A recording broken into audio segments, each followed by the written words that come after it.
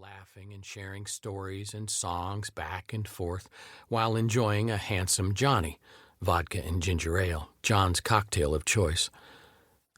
Losing John means that life for me and my family will never be the same.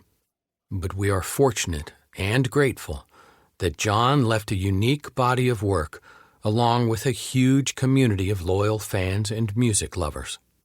His live performances and recordings over a 5-decade career form a legacy that we proudly continue to represent and bring to new audiences every day. Above all, I'm grateful for the friendships that John and I made together. Tom is one of those friends, and this book is now a valuable and unique part of the legacy of our beloved John. Author's note. John said he never wanted to write a memoir, and I was more than surprised when he asked me to collaborate with him on writing one. We had known one another for less than 2 years, since the couple of days I spent with him in Florida for a little road trip that became the article Living in the Present with John Prine for the Oxford American. John had a truly unique voice, not just in the songs he wrote and the way he performed them, but in his everyday speech, his offhand remarks, his emails, and even his brief texts. The memoir was to be in his words, and he trusted me to be able to convey his thoughts and his sound onto the page. He did not want a sequential life story. His mind worked elusively, made connections through images and rhythms, and he had a horror of getting trapped in a forced march through every detail of his life. On the final weekend of February 2020, we got together in Nashville for what we thought would be the first in a series of sessions. He talked about his memories of his youth in Maywood, Illinois, his parents and their background in western Kentucky, his early days in Nashville, his friendship with the legendary producer and songwriter Cowboy Jack Clement, and much more.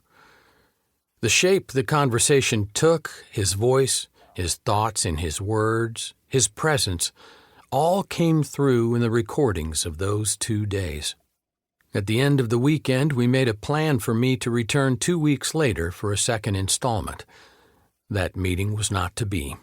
And 6 weeks later, on April 7th, 2020, John died of complications from COVID-19. John, as I knew him, always lived in the present, even when he was off in his own thoughts. He loved playing music, on stage or off, eating and hanging out with friends and family, shooting pool, driving around, being. The moment was what mattered. He also had a strong sense of the finitude of it all, which was perhaps why he valued the present so much. Part of that sense of the present was the fact that in any relationship, sooner or later, one of you would be saying goodbye. This isn't a biography of John Prine or a chronicle of John's musical development, a critical assessment, an oral history, or a study of his influence on American culture. Those books will come, I'm sure. What started as a memoir in his voice changed inevitably into a book about friendship and loss, that friendship and that loss, a portrait, the best I can deliver, of John and of our friendship as he made the most of the final 2 years of his life. Tom Piazza, New Orleans, October 2024. Part 1, Chapter 1. I'm leaning against a cherry red 1977 Coupe de Ville at a Citgo station in Gulfport, Florida, waiting for the car's owner to emerge from the attached convenience store. It's got to be at least 95 degrees out here, and the heat waves coming off the football field-size hood are hypnotic. They bring out the deep luster of the paint job, with its overtones of nail polish, lipstick, and Mad Dog 2020.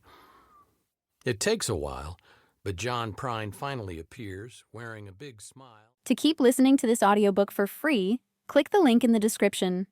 It will take you to a free Audible trial where you can listen to this and many other books for free for 30 days.